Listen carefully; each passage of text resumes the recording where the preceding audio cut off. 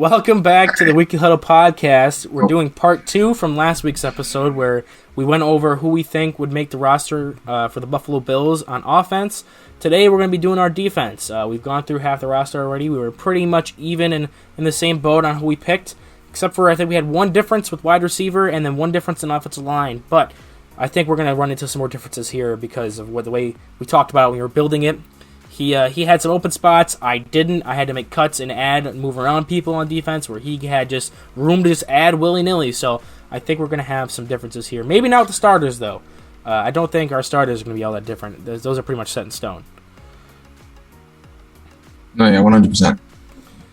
Anything to say to the people before we get into it?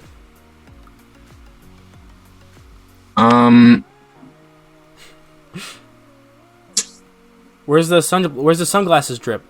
The drip? You want the drip? You gotta bring the drip back. You want the drip cut? 2 weeks in a row now with the drip. You want the drip cut? All right, I hate you. Yeah, it was one whole week ago when I busted out the drip, and now it's a whole week later. It's not been. And I busted out the drip again. It totally hasn't been 5 minutes, and we're still wearing the same clothes. We got in the same clothes in the same position.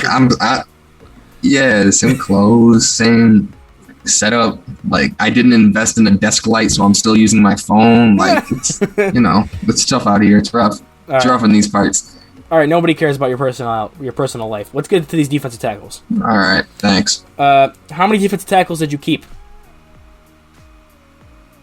Okay, so tackles, I kept 5. I also kept 5, but I originally had it at 4. I still think they'd probably want to keep 4 because of the flexibility the defensive ends have, but I will stick with my 5 for now. Who are your 5?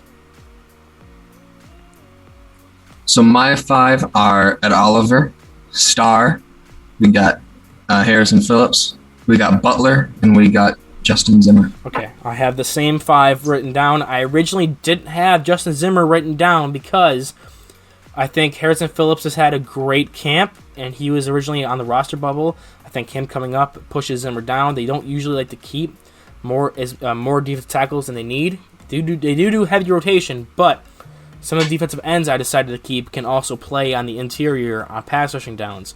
So I thought maybe they'd keep one less D tackle, and I took him off to try to make room for making another offensive lineman, another running back, but I decided at the end of the day to come back and put him on the roster. It was between him and Marquez Stevenson, so that's where I ended up. It was last second pick was either him or Marquez Stevenson. I want to hear, if you had to choose one or the other to make the roster, who would you choose? Between Zimmer and Stevenson? Yes. Probably.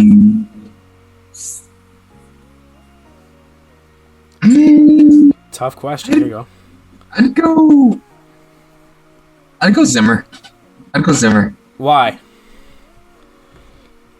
I think I'd go Zimmer because let's say that someone gets injured, right? One of the starters gets injured. I feel like having Zimmer on the roster would be more valuable than having Stevenson on the roster if a wide receiver got injured. Because like wide receivers, I feel like, especially with the guys we have now and seeing like our third strings, the guys that we'll have on the practice squad, I feel confident just yoinking one of them up. But like, say if we have, a D tackle go down and for some reason we don't have Zimmer, like we don't lock him and he gets pulled by a different team, well then that's else. Also, Zimmer, it's an L. Zimmer isn't qualifying. He doesn't qualify for the practice squad whereas Stevenson does, so that could be another little thing in his favor there. All right, so now defensive ends. Like I said, some of these guys could actually play D tackle if you really wanted to. We'll get into that in a second. But who did you keep? How many did you keep at the end? Okay, now this is where, looking at it now, I might have to do some. I would do some back and forth, but it's locked in stone now.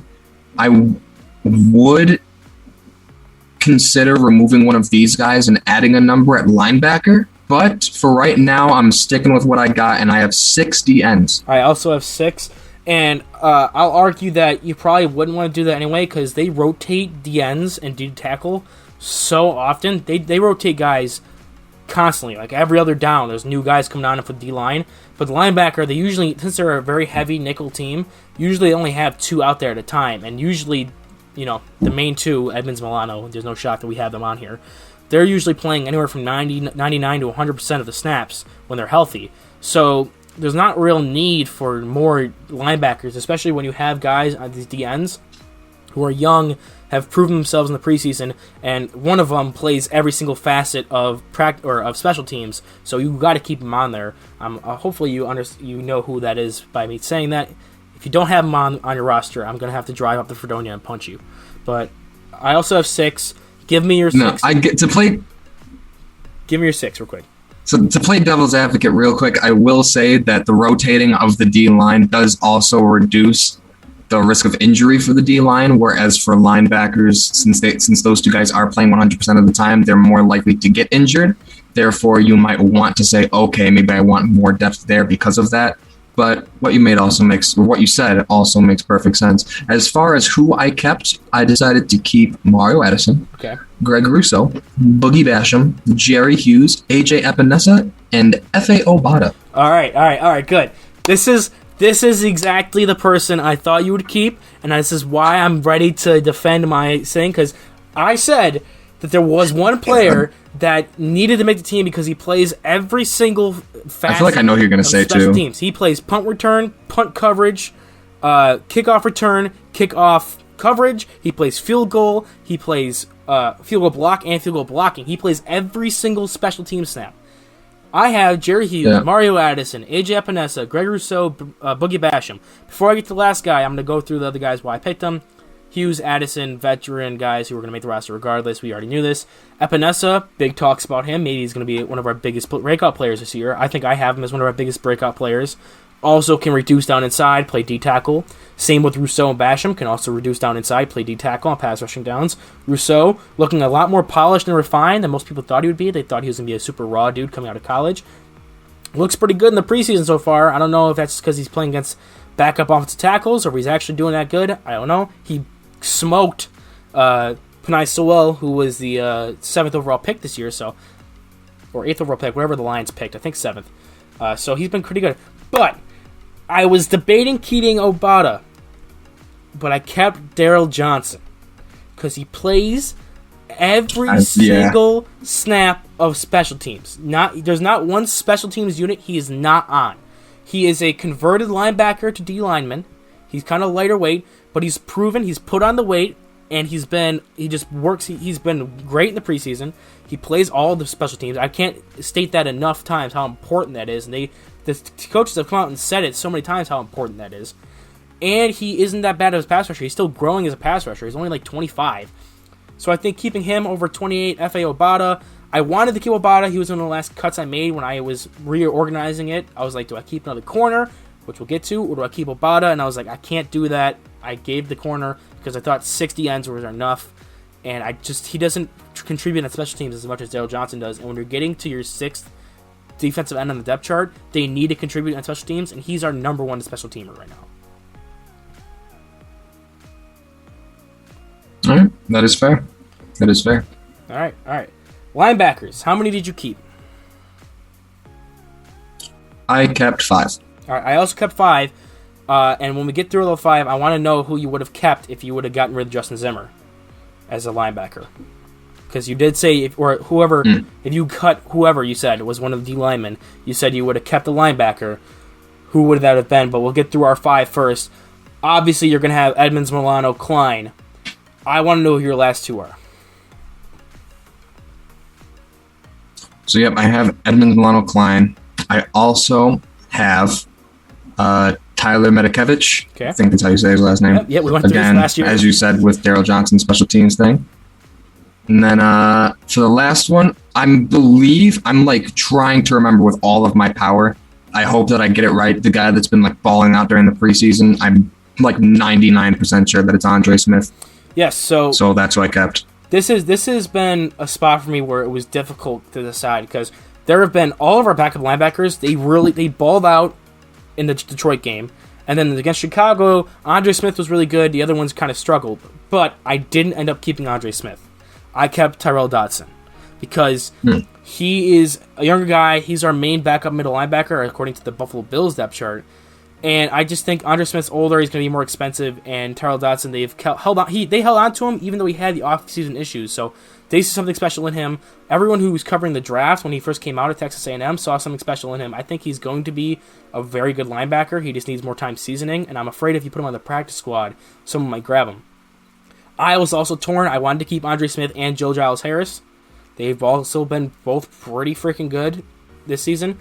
But I think Matakevich is your special teamer. And then Dodson, I think he has the ability to be both your backup middle inside linebacker and backup weak side linebacker in case Milano or Edmonds goes down. He played some last year, wasn't that great, but he was still raw. I think he's one of those guys they see a lot in, and I think him and Joel Johnson are two guys I will say the team should keep as a depth player just because they have a lot more potential than most people don't think they have.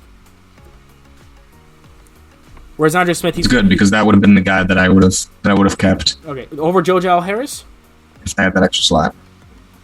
Yes, over Joe Schmo. Yeah. All right. So, how many cornerbacks did you keep? I kept 5. Okay, I kept 6. One of them is listed as a cornerback on here, but he's really a safety. But according to the Buffalo Bills depth chart, he's a cornerback. So I technically kept 6, which kind of bothers me because usually this team only keeps 4. They only roster 4 usually, and they just keep pulling up from the practice squad. Mm-hmm. But I think the guys I have all performed well enough in the preseason and in OTAs and stuff like that, from what we've gotten in off-season coverage, that they should play. My 6, I'm gonna do mine because I have a larger number, and then we'll see if it match. My 6 are Trey White, Levi Wallace, Teron Johnson, Dane Jackson, and then Saran Neal is a corner. He was a nickel corner on the Buffalo Bills roster, but he's also a safety. He's a big nickel. He's a safety guy. And then I kept Rashad Wildgoose. This was my last cut I made. I added Rashad Wildgoose onto the team. I know that in real life, they'll probably have him on the practice squad. He'll be the first guy they pull up, kind of like what Dane Jackson was last year, if they don't think that he's in jeopardy of being poached. But he's been really good in practice, and he was really good in the Chicago game. He kind of, wasn't too good in the Detroit game, but I think he just needed to get his feet wet in an NFL experience in a game setting. He rebounded really well against Chicago. He's going to be a good nickel cornerback for us. Teron Johnson, it'll be him and Dane Jackson who take over for Teron Johnson when his deal's up finally, because I don't think they're going to re-sign him. So I just wanted to keep him on the roster, even though he could be a protected practice squad guy. I guess if I had to make one change, I'd probably take him off, put him on the practice squad, and just make sure he's priority protected. But it's locked in stone now. I have him on here just so that way I have more cornerbacks, because I just don't agree with them keeping 4 every year anyway. So I thought, this is my list. Fuck it. I'll put a 6 cornerback on there. Someone I really liked. Yeah.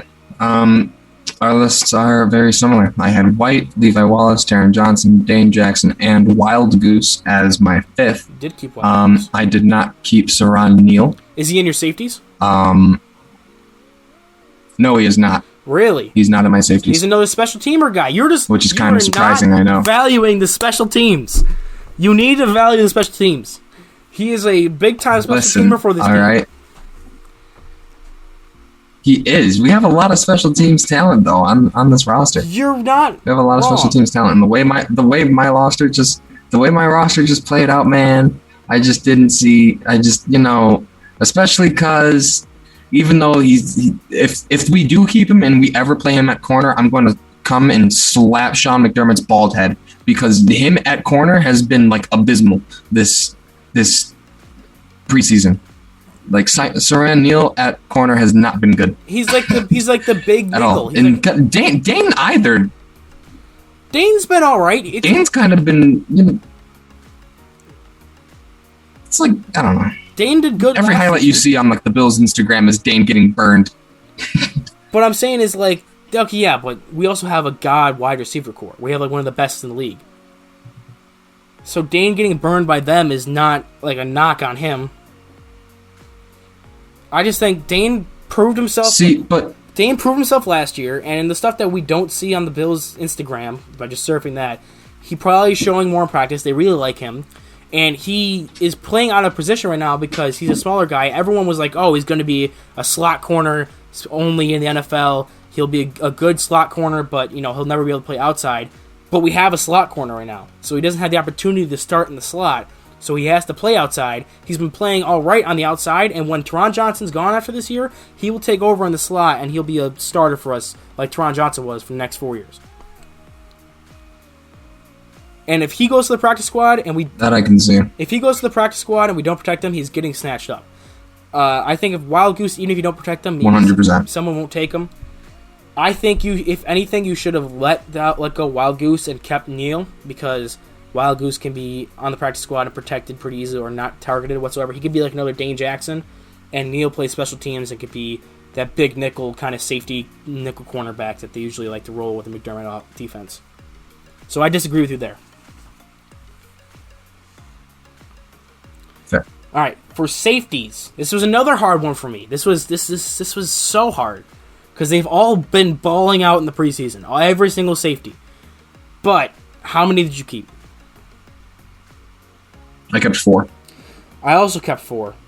And if I could go back, I would probably, looking at my list now, I'd probably put Wild Goose on the practice squad and either grab one of the other safeties or one of the other linebackers. Like, I think that's where I would make my decision. I'd probably grab a safety. I'd probably grab Josh Thomas. I've just been more impressed with him in this preseason. But I didn't. He's not on my list. So who are your 4 safeties? My 4 safeties are Jordan Poyer, Micah Hyde, DeMar Hamlin, and Jaquan Johnson. All right, I have the same 4. If you were to add another one of the safeties, of the 2, Tariq Thompson and Josh Thomas, which of the 2 would you have added?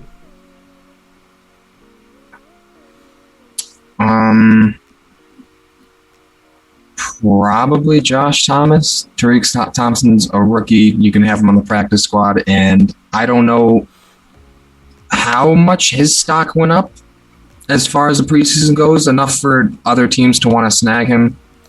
I just know Josh Thomas has been hopefully it wouldn't be another missed. No, yeah, and hopefully it's not. If that does happen, hopefully it's not another a Wyatt Teller situation where we just completely missed on all pro talent. Yeah, I know. But I really like or all-star talent, whatever you want to say. I really liked him. As soon as we drafted him, I was like, I'm a big Wyatt Teller guy. Then they traded him. I'm like, all right, he wasn't going to start anyway. Mm-hmm. Becomes the best guard in football. Before we go into the last couple of questions I have for you, which I'm just going to spring up. I just thought of them, so I'm going to spring them on you. Tyler Bass, kicker. Matt Hawk, punter. Reed Ferguson, long snapper. Yes, I wish our punter was still Corey Bojorquez, but his agent's dumb, so Matt Hawk. Heck it is. Matt Hawk is the left footer. Played for Carolina, so that helps. Yippee! Yeah, it's a punter. It's okay. He had a. You see that shank? Yeah, I saw the shank. See that shank last game? I saw the shank. Yeah, he keeps on doing that. He's gonna get his head chopped off, man. Okay. Better stop shanking it. So, Hank. Real quick, Matt Hank. I know you Shank. I know you didn't do this, but I'm just gonna quick run through the practice squad players I added. Marquez Stevenson, Davis Webb, quarterback, running back Christian Wade, safety Tariq Thompson, safety Josh Thomas, running back Antonio Williams, guard Jack Anderson, wide receiver Isaiah Hodgins. Those are the guys I kept. I don't know, you didn't really do it. It was just guys I cut and thought, okay, well, I want these guys still on our team, and I realized they were all practice squad eligible with the new rules. But that's unimportant. That's not what I'm asking about. Looking at this roster and this depth chart you're looking in front of you, what position do you think could use the biggest upgrade?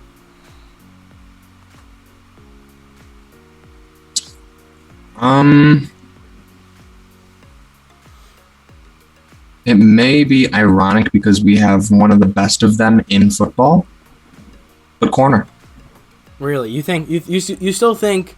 I'd rather have an upgrade at cornerback number 2 than an upgrade at tight end.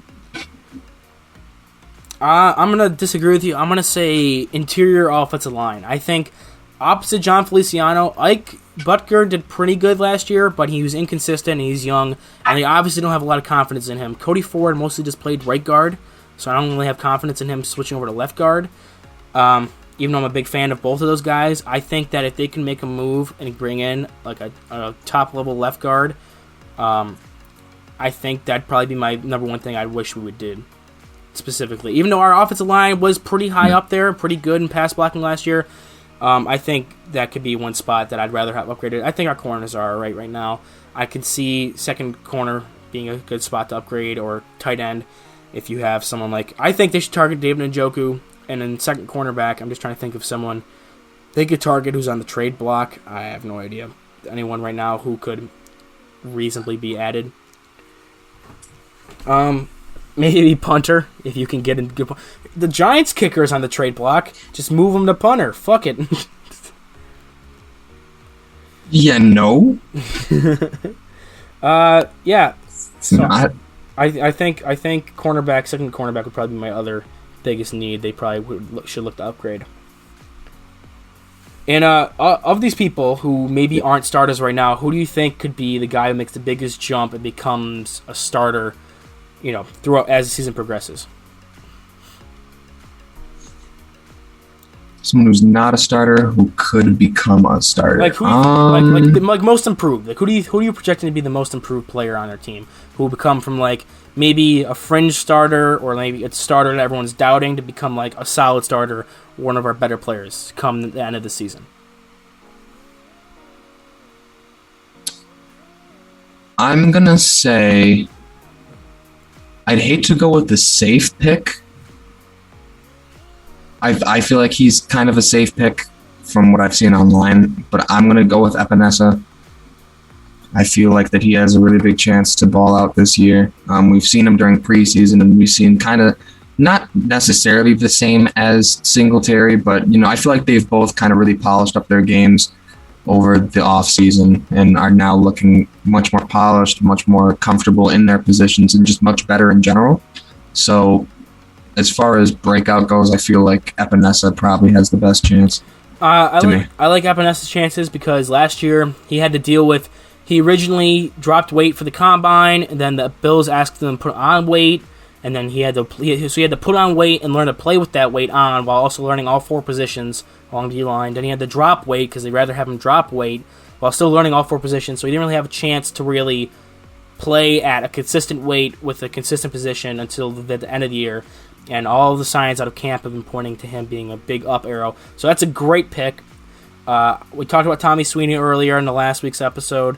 We talked about Rousseau's been really good. Could probably emerge as one of our top guys. But my pick is going to be Ed Oliver. He is already technically a starter right now. But I think with Harrison Phillips getting that cut scare, he's going to take a next step up and be our next future nose tackle. And Starr coming back from opting out. Ed Oliver last year had to play a lot of nose tackle, a lot of one tech. I think as a 3-tech gap shooter, not being a rookie, in his rookie year he was that as well, but he was hurt and he was a rookie and he wasn't really he had to take time to adjust to the speed of the game. I think putting him back in his natural position of a 3-tech gap shooter, he will, with the NFL experience he's gained and with that fire lit under him from being looked at as maybe not a good pick at that number 9 overall. I think that'll push him to be a better player, and I think he can emerge as that guy people thought we were getting right when we drafted him at 9th overall. I also kind of feel like now that someone like Starr's back, I feel like if you had like Oliver and Starr out there at the same time, they might opt to go for the double on Starr because he's so fucking big. Right. And maybe maybe just because Oliver last year maybe was a little underwhelming, maybe he'll be a little more underestimated rather than that big ass vet that's just gonna. The run defense is gonna be great this year. Run defense is gonna be a lot better. That's my biggest takeaway from anything the Bills have done. That's the main thing. You think to me the return of Starr and the progression of Tremaine Edmonds and everything is going to improve our run defense a lot? I think that our D-line is going to be much better at run defense. Starr is going to fucking stuff the gaps with his fat ass. Our edge rushers are more polished. They're much better. Our rookies are looking great. If they look this great during the regular season, oh my God, our D-line is going to be amazing. Yeah, I'm really excited for our pass rush was one of our weakest links last year, and I think with the progression of Epinesa, Hughes and Addison keep doing their thing. And Rousseau has already looked really good. Basham, people said he's pretty NFL ready coming out of the draft. I agree with that. I think that we'll have a much improved pass rush. I think that'll be our most improved area overall as a team this year. So yeah, any extra thoughts or any other questions you'd like to ask before we head out for this last episode of Predicting the Roster? Tyler Bass has the most swag on the team. Yes. Did you see the way he celebrates those kicks? Oh yeah. He's a fucking king. He's a kingpin kicker. I love that. All right, we're done here with MVP. With this episode of the Weekly Huddle podcast. We'll see you next week with potentially another rehash of an episode we did last week. Maybe Christian will bring the drip back. We're going to do, I'm hoping we can do another episode next week where we do the predictions for the Buffalo Bills season like we did last year. Last year we did the predictions for the roster. Then we did the schedule prediction. Throwing it back to 1 year ago today, kind of like how Snapchat does, doesn't it, bud? Wow, that's so cookie crazy, man. That's